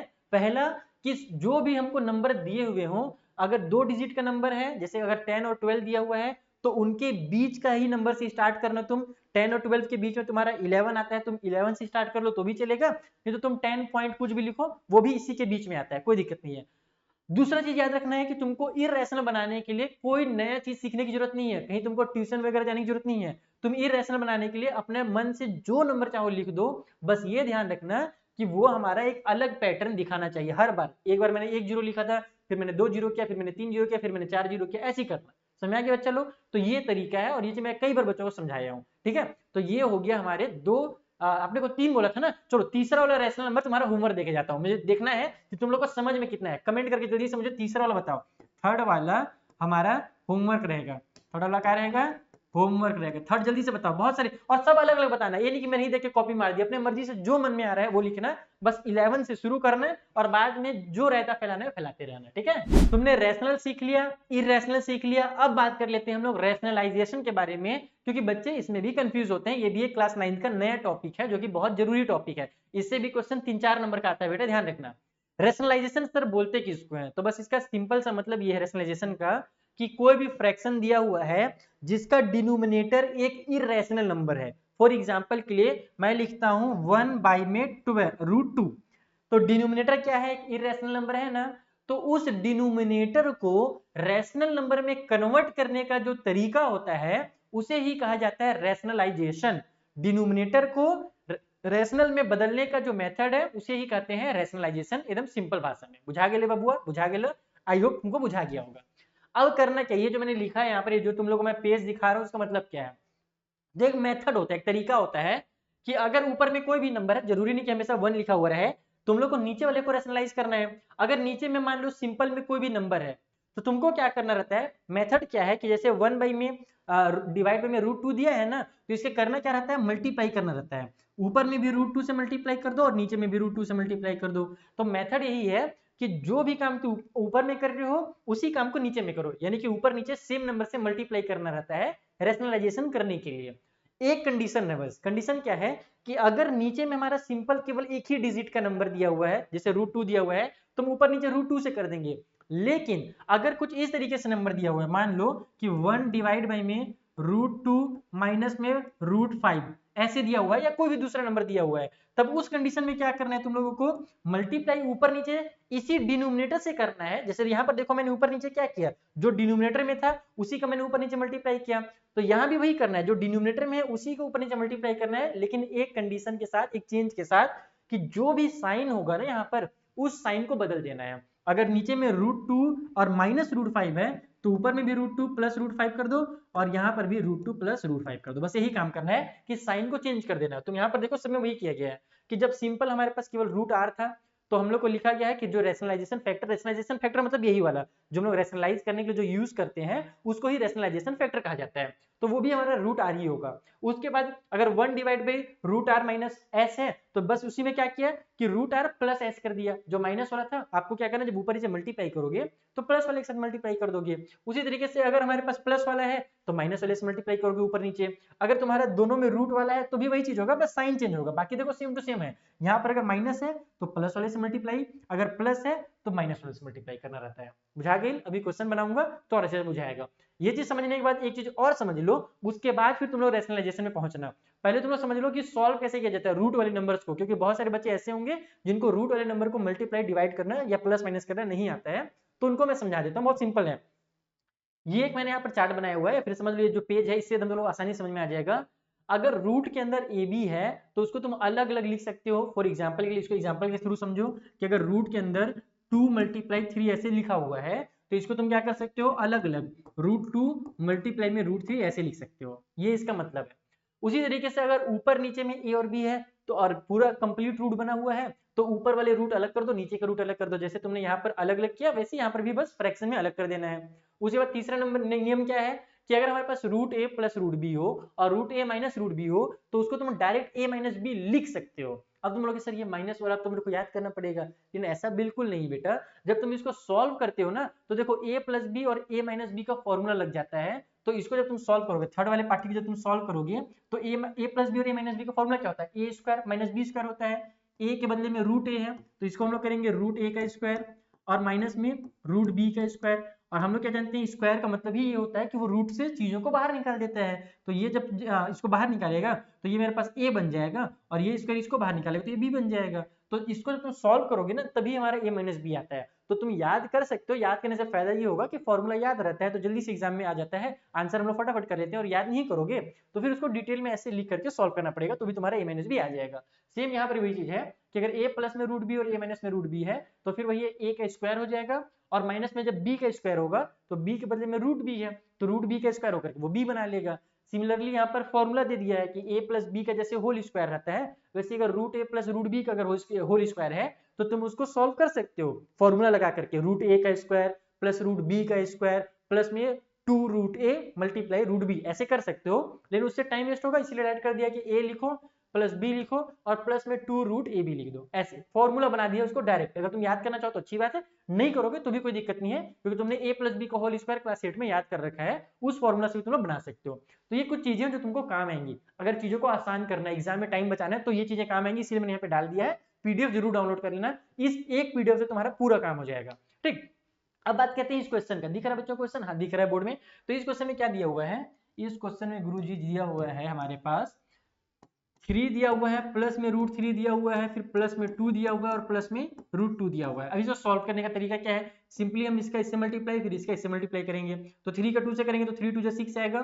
3 का √2 से करेंगे तो ध्यान रखना कि कभी भी रूट के अंदर से मल्टीप्लाई नहीं होगा, 3 का जाकर के 2 से मल्टीप्लाई नहीं होगा। यहाँ पर रूट के बाहर एक 1 छुपा हुआ रहता है। क्या छुपा रहता है? 1 छुपा रहता है। तो 3 का उस 1 से मल्टीप्लाई होगा तो 3 1 3 आएगा और ये जो √2 है ये एज इट इज उतर जाएगा। समझ में आ गया? वो ऐसे होता है। उसके बाद वही चीज होगा, √3 का जब 2 से मल्टीप्लाई करोगे तो यहाँ पर एक 1 बाहर में है, तो इस 2 का उस 1 से मल्टीप्लाई होगा तो ये हो जाएगा 2 1 2 और √3 उतर जाएगा। लेकिन जब √3 का √2 से मल्टीप्लाई होगा तो देखो क्या होगा, √3 मल्टीप्लाई √2। और यही चीज मैं तुम लोग यहाँ पे समझा रहा था कि √3 मल्टीप्लाई √2 हो तो उसको तुम डायरेक्ट अंदर में लिख सकते हो, यानी कि यहाँ पर ये साथ में मल्टीप्लाई हो जाएगा, रूट के अंदर का रूट के अंदर वाले से मल्टीप्लाई होगा तो ये मेरा रूट के अंदर 6 आ जाएगा। तो यहाँ पर मैं लिख लेता हूँ इसको रूट के अंदर का 6, इसका जब मैंने इससे मल्टीप्लाई किया तब। अब क्या करना है? तो अब हमारे पास कुछ चीजें मिल रही हैं, कुछ सॉल्व हो रहा है क्या? तो कुछ सॉल्व नहीं हो रहा है। ये हमारे पास 6 है, उसको 6 रहने दो, कुछ नहीं कर सकते। प्लस में हमारे पास 3, फिर हमारा √2 है, √2 वाला एक अलग चीज है और ये √3 वाला अलग चीज है, तो आपस में ऐड भी नहीं हो सकता। तो इसको आप लोग 2 रूट में 3 लिख लो और फिर प्लस में हमारे पास जो √6 है उसको √6 रहने दो, खत्म खेल। तो कुछ इस तरीके से इसको करना रहता है। ठीक है, बुझा गई बबुआ लोग? आई होप तुम लोग को बुझा गया होगा। तो इस तरीके से कैसे सॉल्व करना, मैंने बेसिक यहाँ पे इसे समझा दिया ताकि आगे तुम्हारे जब ये वाला सॉल्व करने के लिए ना तो तुमको ये चीज पता रहे। अभी अगला क्वेश्चन हम लोग रेशनलाइज करेंगे। सो ये क्वेश्चन मैंने ढूंढ के लाया है आपके एनसीईआरटी के बुक से, जो कि बहुत इंपॉर्टेंट है और अगर ये क्वेश्चन बना लोगे तो रेशनलाइजेशन के सारे क्वेश्चन तुमसे बन जाएंगे। क्वेश्चन क्या दिया हुआ है? ऊपर में 1 दिया हुआ है और नीचे में हमारे पास √5 प्लस में √2 दिया हुआ है। तो हम लोग को क्या करना है आप लोगों को पता ही है, सबसे सिंपल तरीका, सबसे आसान तरीका है इसका कि ऊपर वाले 1 को 1 लिखो, नीचे में जो भी है उसको सिंपल सा उतार दो प्यार के साथ, मोहब्बत के साथ, और फिर मल्टीप्लाई करो ऊपर नीचे सेम चीज का, जो दिया है उसी से मल्टीप्लाई करना है ऊपर नीचे। बस एक कंडीशन, साइन को चेंज कर देना, प्लस वाला है तो माइनस कर देना और कुछ नहीं करना। उसी तरीके से यहाँ पर भी हो जाएगा आपका इस तरीके से। ठीक है, अब क्या करेंगे? तो आप लोगों को पता ही है कि आपने फॉर्मूला अगर ध्यान से देखा होगा तो a प्लस बी और a माइनस बी का फॉर्मूला लग जा रहा है, मल्टीप्लाई हो रहा है ना, क्योंकि अगर मैं इसको ऊपर में मल्टीप्लाई करूँ, इसको देखो अगर मैं एक स्टेप और लिखना चाहूँ तो ऐसे लिख सकता हूँ, 1 का इनसे मल्टीप्लाई होगा तो भैया मेरा √5 माइनस √2 ही आएगा। लेकिन नीचे में मेरे पास क्या हो जाएगा? नीचे में मेरे पास √5 प्लस √2 और मल्टीप्लाई में √5 माइनस √2 हो जाएगा। तो यहाँ से आप लोग का ये वाला जो फॉर्मूला मैंने भी आपको बताया, कहाँ गया ये वाला फॉर्मूला, इस फॉर्मूला के तहत हम लोग डायरेक्ट उसको a माइनस बी कर सकते हैं, सेम चीजें हैं क्योंकि दोनों में। लेकिन अगर आप चाहो तो इसको ऐसे भी कर सकते हो, √a का स्क्वायर माइनस √b का स्क्वायर, उसका टाइम लगेगा, एक स्टेप बढ़ाना पड़ेगा। तो हम लोग स्टेप नहीं बढ़ाएंगे, हम लोग डायरेक्ट करेंगे इसको और हम इसको लिखेंगे कुछ इस तरीके से कि भैया जी हमारे पास ऊपर में ये हो जाएगा √5 माइनस में √2 और नीचे में हमारे पास a माइनस बी हो जाएगा, यानी कि 5 माइनस में 2 हो जाएगा, डायरेक्ट इस तरीके से। बुझा गई बबुआ लोग? यहाँ पर आप लोग इसको नीचे अगर चाहो तो एक स्टेप में क्या कर सकते हो वो भी मैं बता देता हूँ। इसको तुम लोग ऐसे लिख सकते हो कि √5 का स्क्वायर, a का स्क्वायर और माइनस में b यानी कि √2 का स्क्वायर, और फिर इसको जब तुम सॉल्व करोगे तो लास्ट में यही चीज निकल करके आएगा। तो इससे अच्छा है कि मैं डायरेक्ट लिख दूं, टाइम बचा लूं अपने एग्जाम में। तो ऐसे तुम लोग एग्जाम में बचा सकते हो अपना टाइम। तो ये तुम्हारा बन जाएगा लास्ट में फाइनली √5 माइनस में √2 और डिवाइड में 5 में से 2 माइनस होगा तो 3 आएगा। तो इस तरीके से तुम्हारा रेशनलाइज हो गया। देखो जो डिनोमिनेटर पहले एक इरेशनल नंबर था वो लास्ट में जाकर के रैशनल हो गया ना, तो बस इसको ही रैशनलाइजेशन कहते हैं, कुछ अलग नहीं होता रैशनलाइजेशन, यही रैशनलाइजेशन। अब आ जाते हैं अपन अपने लास्ट टॉपिक के ऊपर जो इस चैप्टर में आपको पढ़ना है। आपने रैशनल पढ़ लिया, इरेशनल पढ़ लिया, डेसिमल एक्सपेंशन पढ़ लिया, रैशनलाइजेशन पढ़ लिया, लास्ट में आपको एक्सपोनेंट पढ़ना है जो आपने पहले से ही पढ़ा हुआ है, बस थोड़ा से कुछ नई चीजें वो मैं आपको सिखा दूंगा। देन हम लोग PYQs with assertion and reason करने वाले हैं। ठीक है, तो यहाँ पर हमारे पास फॉर्मूला क्या है तुम लोग पहले पढ़ चुके हो। कभी भी अगर a के पावर में m है और मल्टीप्लाई हो रहा है a के पावर में n से, ये जो डॉट है इसका मतलब मल्टीप्लाई है यहाँ पर, तो हमारा m और n आपस में ऐड हो जाता है। सिमिलरली अगर हमारे पास डिवाइड में है और यहाँ पर हमारे पास m बड़ा है n से, तो हम लोग क्या करते हैं उसको सब्ट्रैक्ट कर देते हैं, m में से n को माइनस कर देते हैं। तो ये सब क्लास 8 के फॉर्मूला तुम लोग को याद होना चाहिए। देन अगर हमारे पास ब्रैकेट के अंदर a के पावर में m है और उसी ब्रैकेट के बाहर एक n और दे दिया है, तो हम लोग फिर m और n का आपस में मल्टीप्लाई कर देते हैं। और लास्ट में अगर a के पावर में m और फिर मल्टीप्लाई b के पावर में भी m है, तो हम लोग a और b को कॉमन ले करके, यानी कि a और b को एक साथ मल्टीप्लाई करके m को कॉमन ले सकते हैं ब्रैकेट के बाहर। तो ये 4 फॉर्मूला है जो आपको इस साल काम आने वाले हैं एक्सपोनेंट वाले चैप्टर में। अब क्वेश्चन कैसे आते हैं? तो बहुत ही सिंपल से क्वेश्चन आते हैं, सिंपलीफाई करने के लिए आता है। जैसे सिंपल सा पहला क्वेश्चन है, आपको फाइंड करना है कि 125 के पावर में, 125 के पावर में अगर 1/3 है तो इसकी वैल्यू कितनी होगी। तो इसकी वैल्यू निकालने के लिए आपको कुछ नहीं करना, सबसे पहले तो इस जो नंबर आपको जो दिया हुआ है ना इसको भी आपको एक एक्सपोनेंट के फॉर्म में कन्वर्ट करना है। आप ये दिमाग लगाओ कि 125 को हम लोग किसी का स्क्वायर लिख सकते हैं क्या, या किसी का क्यूब लिख सकते हैं क्या। अगर दिमाग में डायरेक्टली नहीं आ रहा, तुम क्या करो, इसको मल्टीप्लाई करके यानी फैक्टराइज कर दो इस तरीके से। देखो 125 को डिवाइड करो 5 से, तो 5 के टेबल में 5 2 10 आएगा, फिर हमारे पास 2 आगे जाएगा तो इसको 25 बना देगा, तो 5 5 25, फिर से 5 के टेबल में 5 5 25, फिर 5 1 5 हो गया। यानी कि 125 को हम लोग क्या लिख सकते हैं, हम लोग लिख सकते हैं 5 मल्टीप्लाई 5 मल्टीप्लाई 5, और इसी को अपन 5 का क्यूब भी लिख सकते हैं। 3 बार 5 मल्टीप्लाई 5 आ रहा है, इससे अच्छा 5 के पावर में 3 लिख दो। तो यहाँ पर वही काम करना है आपको, इसको लिखना है 5 के पावर में 3, और फिर बाहर में ब्रैकेट लगा करके 1/3 आ गया। तो अब एक फॉर्मूला वर्क करेगा। कौन सा फॉर्मूला वर्क करेगा, तो अभी हमने जो देखा कि अगर a के पावर में m है और उसके पावर में अगर n है, तो फिर हमारे पास a के पावर में m मल्टीप्लाई n हो जाता है। ये चीज भी आपने देखा, तो बस यहाँ पर वही होगा, 5 के पावर में जो 3 है उसका मल्टीप्लाई हो जाएगा बाहर के 1/3 से। अब ये हमारा न्यूमरेटर में और ये डिनोमिनेटर में है, तो इससे इसको आप लोग कैंसिल कर लो, तो 5 के पावर में केवल 1 बच जाएगा, और 5 के पावर में 1 यानी कि 5 होता है इसका आंसर। तो बहुत ही सिंपल क्वेश्चंस होते हैं, बस आपको जो फॉर्मूला हमने दिखाया ना, वो फॉर्मूला का यूज करना है और आपके सिंप्लीफाई इजीली हो जाएंगे। हाँ, कुछ क्वेश्चंस की प्रैक्टिस जरूर कर लेना।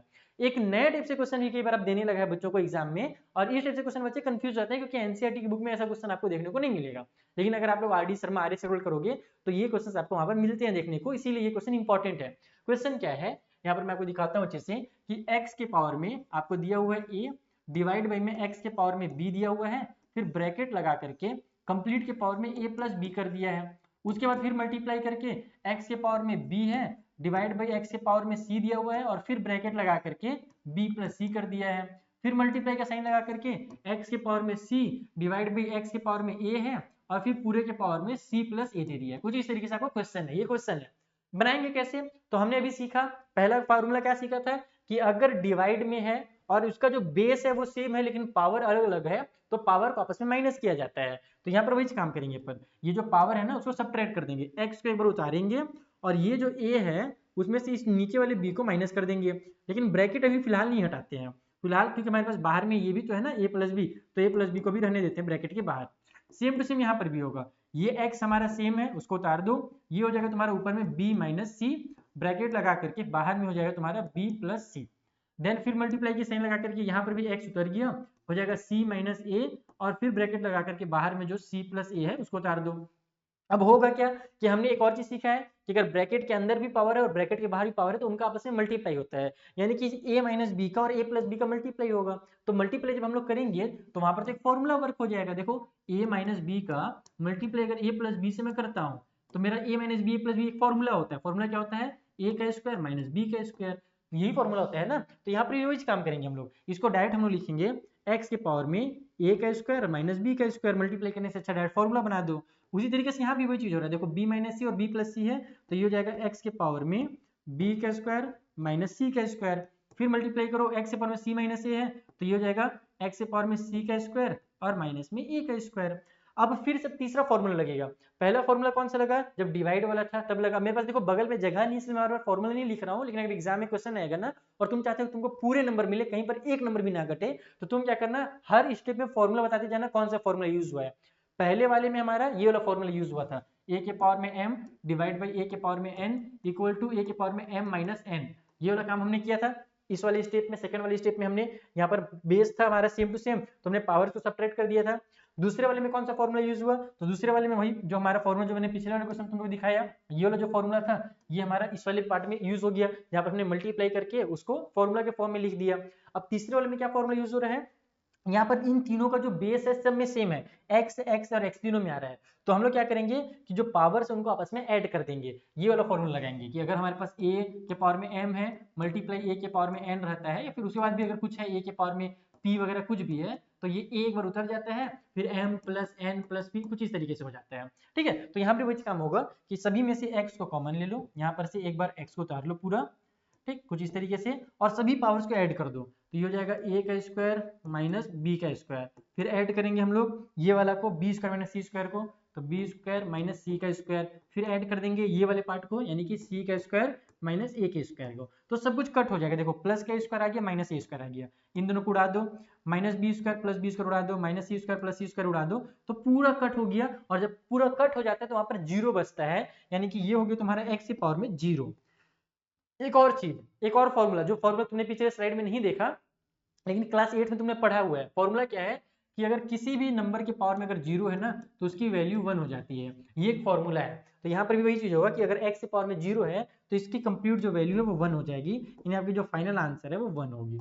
तो ये होता है इसका सॉल्यूशन। और इस टाइप से क्वेश्चन भी एग्जाम में आने लगे बेटा, तो ये चीज तुम लोग बना के जाना। दिखता बहुत बड़ा भयंकर सा है, लगता है कि अरे यार ये तो बनेगा ही नहीं मुझसे, ये देखो कितनी आसानी से बन गया। हमने एक एक स्टेप फॉलो किया, हमने फॉर्मूला लगाते गया और आंसर आते गया। कट पिट लास्ट में जरूर होता है। इस टाइप से क्वेश्चन है ना, देखना लास्ट में जरूर कुछ ना कुछ कट होकर के या तो जीरो बचेगा या तो कुछ ना कुछ लास्ट में बचता है। तो ये चीज होता है इस क्वेश्चन में। अब आ जाते हैं हमारे प्रीवियस ईयर के क्वेश्चन, जो कि और एक आ चुका है हमारे पास, जो कि बहुत इंपॉर्टेंट क्वेश्चन है कि बताइए decimal representation of a rational number can not be. आप लोगों को इसके आंसर खुद से बताने हैं। ये वाला आंसर तुम लोग खुद से बताओगे, क्योंकि इसको मैंने स्टार्टिंग में वीडियो के एकदम डिटेल में समझाया था डेसिमल एक्सपेंशन वाला, कि जो हमारा रैशनल नंबर होता है उसका डेसिमल एक्सपेंशन कैसा होता है। लेकिन यहाँ पर पूछ रहा है कि कैसा नहीं हो सकता है। तो एक आध मैं बता देता हूँ। जैसे पहला वाला टर्मिनेटिंग तो होता है, वहां से हमने सीखा था ना, जब हमने वीडियो के शुरू में मैंने आपको डेसिमल एक्सपेंशन के बारे में बताया था, वहां पर हमने सिखाया था आपको कि जो डेसिमल एक्सपेंशन होता है हमारे रैशनल नंबर का, वो हमारा खत्म हो जाता है, या तो खत्म हो जाएगा या फिर हमारा वो रिपीट होते रहता है। तो कौन सा नहीं होता इसमें से, वो तुम लोग को बताना है। तो जो इरेशनल नंबर वाला होगा ना, वो रैशनल नंबर में नहीं होता है। कौन सा ऑप्शन है तुम लोग जल्दी मुझे कमेंट करके बताओ। फिलहाल के लिए सस्पेंस बना के मैं छोड़ देता हूँ। सेकेंड क्वेश्चन और भी ज्यादा मजेदार है, और इसमें एक तुम नया चीज सीखने वाले हो। यहाँ पर दिया हुआ है कि यहाँ पर जो रूट का पावर है ना वो दिया हुआ है। ये देखो जो 3 है ना, ये एक्चुअली बाहर वाला 3 नहीं है, ये हमारा यहाँ पर 3 लिखा हुआ है, यानी कि रूट का पावर है, अंदर में 2 है, फिर ये डॉट का मतलब मल्टीप्लाई होता है, फिर रूट के पावर में आपके पास 4 है और फिर अंदर में 2 है, फिर मल्टीप्लाई और रूट के पावर में हमारे पास यहाँ पर है 12 और फिर अंदर में हमारे पास 32 है। तो इसको करना कैसे रहता है ये समझो। सबसे पहले तो ये ध्यान रखना कि जो भी रूट का पावर होता है ना, एक्चुअल में वही यहाँ पर इसका पावर का हाफ होता है। यानी कि जैसे ये 2 हमारे पास है तो मैं 2 को लिखूंगा, यहाँ पर अगर 3 है तो मैं इसको 1/3 लिखूंगा। रूट का मतलब ही यही होता है बेटा कि अगर आपके पास कोई भी नंबर रूट के अंदर है तो उसका जो भी पावर है ना वो यहाँ पर जाकर फ्रैक्शन बन जाता है। फॉर एग्जाम्पल के लिए मैं तुम लोग को समझाता हूँ, एक एग्जाम्पल देता हूँ तुम लोग को ताकि अच्छे समझ में आ जाए। रूट के अंदर 36 पढ़े हो कि रूट के अंदर जो 36 है वो 6 बनकर के बाहर निकलता है, लेकिन क्यों निकलता है आज वो समझो तुम लोग। एक्चुअल में जो यहाँ पर रूट रहता है ना, उसका हमेशा एक इनविजिबल पावर होता है, और वो पावर होता है 2। यानी कि अगर कुछ भी नहीं लिखा हुआ है तो यहाँ पर एक 2 हमेशा छुपा रहता है। अब करता क्या है कि जब तुम इसको सॉल्व करोगे कुछ इस तरीके से, तो 36 के पावर में इसको हम लोग 1/2 ऐसे ही लिखते हैं। Is that clear? फिर 36 को क्या लिखा जा सकता है, 36 को 36 का स्क्वायर लिखा जा सकता है, तो इसको अपन 6 का स्क्वायर लिखेंगे और फिर मल्टीप्लाई कर देंगे 1/2 से, तो ये 2 से 2 कैंसिल होता है और फिर लास्ट में हमारा 6 के पावर में 1, यानी कि 6 हमारा आंसर निकल करके आता है। तो ये एक्चुअली पूरा प्रोसेस होता है। हम लोग तो डायरेक्ट लिखना सीख गए रट करके, लेकिन एक्चुअल में यहाँ पर 2 हमेशा एक छुपा हुआ रहता है। Is that clear? तो वैसे ही यहाँ पर है कि अगर पावर में 3 है तो उसको आप 1/3 लिखोगे, यहाँ पर हमारे पास पावर में 4 है तो इसको 2 के पावर में 1/4 लिखोगे। लेकिन यहाँ पर हमारे पास 32 है, तो अब इसको 32 के पावर में 1/12 लिखने से कोई फायदा नहीं है। तुम एक काम करो, इसको ऐसे करो, 32 को फैक्टराइज करो। 32 हमारा 2 के टेबल में 16 टाइम पे आएगा, फिर 2 का टेबल में 8 टाइम पे आएगा, फिर 2 का टेबल में 4 टाइम पे आएगा, फिर 2 का टेबल में 2 टाइम पे और फिर 2 का टेबल में 1 टाइम पे। तो 1 2 3 4 5 टाइम पे आया, यानी कि 32 को हम लोग क्या लिख सकते हैं, 2 के पावर में 5 लिख सकते हैं 32 को। तो अब क्या होगा कि ये जो मैंने 1 लिखा हुआ है ना, ये कहाँ से मैंने 1 लिखा है, क्योंकि 2 के पावर में यहाँ पर 1 था पहले से। अगर किसी नंबर के पावर में कुछ नहीं है तो 1 रहता है, और रूट के पावर में हमेशा 2 छुपा रहता है। अगर कुछ लिखा हुआ नहीं है तब, और लिखा हुआ है तो लिखा हुआ है, जो भी लिखा है वो उसका पावर होगा। तो यहाँ पर क्या होगा कि जब हम इसको ऐसे लिखेंगे 32 को, यहाँ पर देखो पावर में 12 लिख देता हूँ और इसको मैं 2 के पावर में 5 लिख दिया, तो ये जो मेरा 5 है एक्चुअल में ये न्यूमरेटर में आएगा। जब मैं इसको ओपन करूंगा ब्रैकेट को तो ये ऐसे होगा, 2 के पावर में 1/3, फिर 2 के पावर में 1/4 और मल्टीप्लाई में 2 के पावर में ये 5 उतरेगा और डिवाइड बाई में ये 12 आएगा। Is that clear? तो 1/12 यहाँ पर नहीं लिखोगे तुम लोग, ये 5 के ऊपर लिखोगे फिर नीचे में 12 लिखोगे। और ये क्वेश्चन इंपॉर्टेंट है, ध्यान रखना, एग्जाम्स में आ चुके हैं, एनसीईआरटी एग्जाम्पलर वाला क्वेश्चन हमेशा इंपॉर्टेंट होता है। अब हमारे पास सभी का बेस सेम टू सेम हो गया, तो हम लोग को पता है जब बेस सेम होता है तो पावर्स आपस में ऐड कर देते हैं। तो यहाँ पर वही चीज होगा, 2 को उतारेंगे और ऊपर में 1/3 प्लस में 1/4 और प्लस में 5/12 लिखेंगे। अब मैं सभी का एलसीएम अगर देखूं तो 12 4 और 3 का एलसीएम तो 12 ही होता है, क्योंकि ये 12 जो है वो 3 के टेबल में भी आता है, 4 के टेबल में भी आता है और 12 के टेबल में भी आता है, तो एलसीएम 12 हो जाएगा।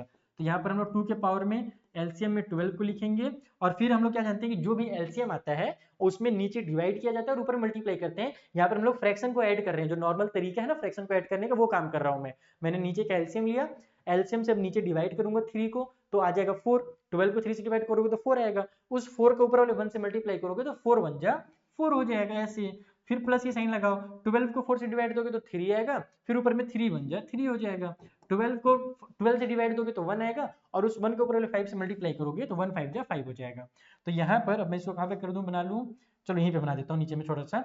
ये देखो हमारा 5 और 3 हो जाएगा 8, और 8 और 4 हो जाएगा 12। तो ये कंप्लीट हमारा हो जाएगा 12 के पावर 2 के पावर में कुछ इस तरीके से 2 के पावर में 12 डिवाइड बाई 12 आ गया, और ये कट हो जाएगा तो 1 बाई 1 बचेगा, यानी कि इसको हम लोग 2 के पावर में 1 लिखेंगे, और 2 के पावर में 1 यानी कि हमारा 2 इसका फाइनल आंसर होगा। तो 2 कहाँ पर दिया है, ऑप्शन नंबर बी में दिया है, so the option number B is the correct option. तो इस तरीके से आप लोगों को इसको सॉल्व करने सीखना पड़ेगा, ये बहुत जरूरी है। ये जो मैंने यहाँ पर आपको पावर अभी रूल बताया ना, रूट का पावर का रूल, ये मोस्ट इंपॉर्टेंट टॉपिक है आपके इस चैप्टर में, या फिर कह सकते हो मोस्ट नया टॉपिक है आप इस चैप्टर में। रूट वाला एक और क्वेश्चन कर लेते हैं, इससे आपको रैशनल और इरेशनल भी समझ में आ जाएगा, रूट भी अच्छे समझ में आ जाएगा। क्वेश्चन क्या है कि which of the following is an irrational, इनमें से कौन इरेशनल है। सॉल्व करके चेक करना चाहोगे तो भी कर सकते हो, डायरेक्ट देखना चाहो तो भी कर सकते हो। अगर तुमने वीडियो शुरू में देखा था जहां पर मैंने इरेशनल बताया था, तो मैंने वहां पे सिंपल तुम लोग बताया था कि कोई भी नंबर जो रूट से बाहर नहीं निकल सकता वो इरेशनल होगा। तो यहाँ पर तुम देखो कि रूट 7 जो है वो रूट से बाहर निकल ही नहीं सकता, तो वो इरेशनल होगा। लेकिन बहुत सारे बच्चों के दिमाग में आ रहा होगा कि सर ये सब रूट से बाहर कैसे निकलेंगे।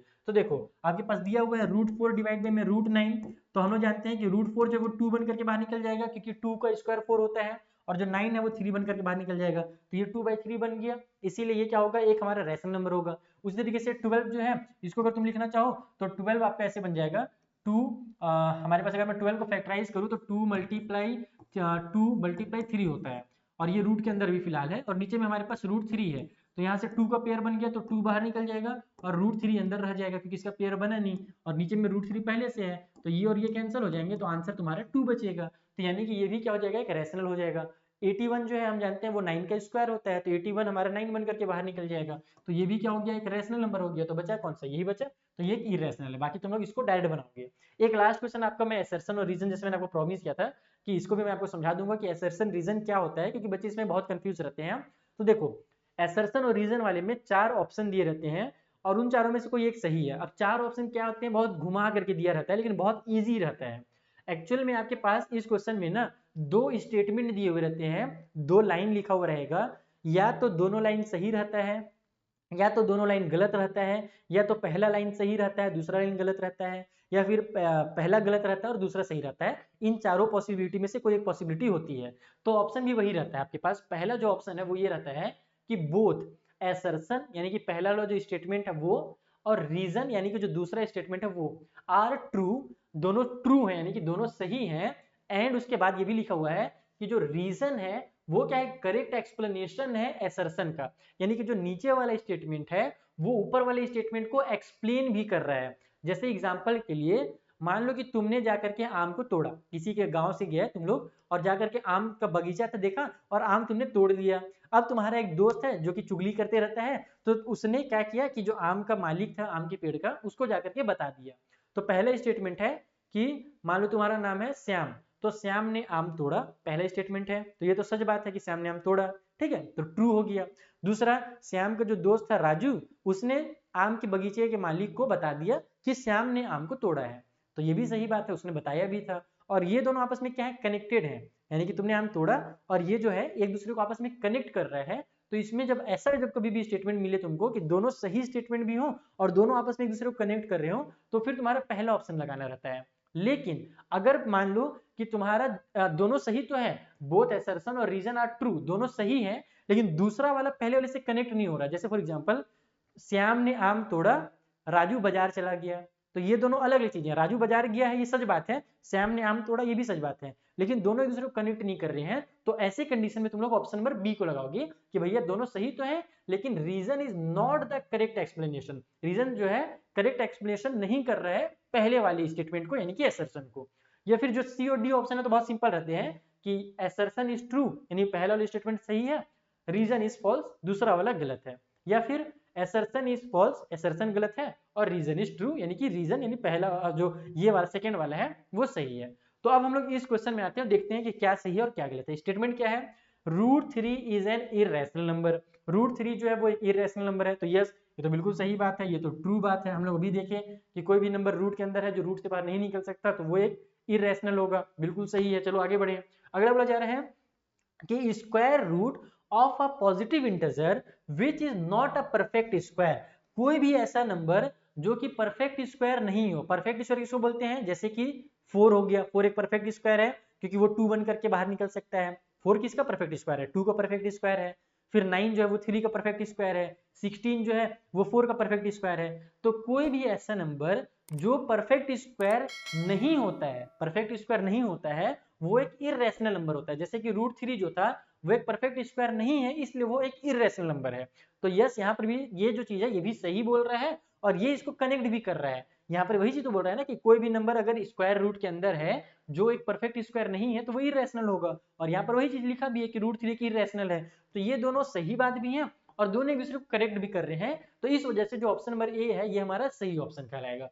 तो आई होप इस वीडियो को देखने के बाद अब आपको कोई दूसरा वीडियो देखने की जरूरत नहीं पड़ने वाली है। हाँ, आपको सॉल्यूशंस की वीडियो देखने पड़ सकते हैं। सॉल्यूशंस की वीडियो मेरे चैनल पे अपलोडेड है, चाहे वो नए वाले एनसीईआरटी बुक से हो, पुराने वाले एनसीईआरटी बुक से हो, या फिर आपके आरडी शर्मा की बुक से हो, या फिर एनसीईआरटी आर.एस. अग्रवाल की बुक से हो। सारे बुक्स के मेरे पास सॉल्यूशन अवेलेबल है, आप मेरे चैनल पर जाकर के देख सकते हो। जो भी चीजें मैंने आपको आज पढ़ाई है इसका पीडीएफ आपको टेलीग्राम पे मिल जाएगा फ्री ऑफ कॉस्ट। और साथ ही में अगर अभी तक आपने वीडियो को शेयर नहीं किया तो बेटा इतना बड़ा वीडियो जो मैंने बनाया है ना इसके लिए बहुत मेहनत लगता है, बहुत स्टडी लगती है, बहुत रिसर्च लगता है और बहुत ज्यादा एनर्जी लगता है। तो तुम लोग थोड़ा सा मेरा रिस्पेक्ट करो एनर्जी का और जल्दी से इस वीडियो को अपने फ्रेंड के साथ शेयर कर दो, ताकि मैं आगे के जो चैप्टर्स है, चैप्टर नंबर 2 पॉलिनोमियल या उसके बाद के जो भी चैप्टर है लीनियर इक्वेशन वगैरह, उन सारे चैप्टर के मैं इसी तरीके के जो वीडियोस है वन शॉट वो फटाफट बना करके आपके लिए लेकर के आऊं, ताकि आप एग्जाम में टॉपर बन सको। तो जल्दी से इस वीडियो को शेयर करो, सब्सक्राइब करो और लाइक कर दो।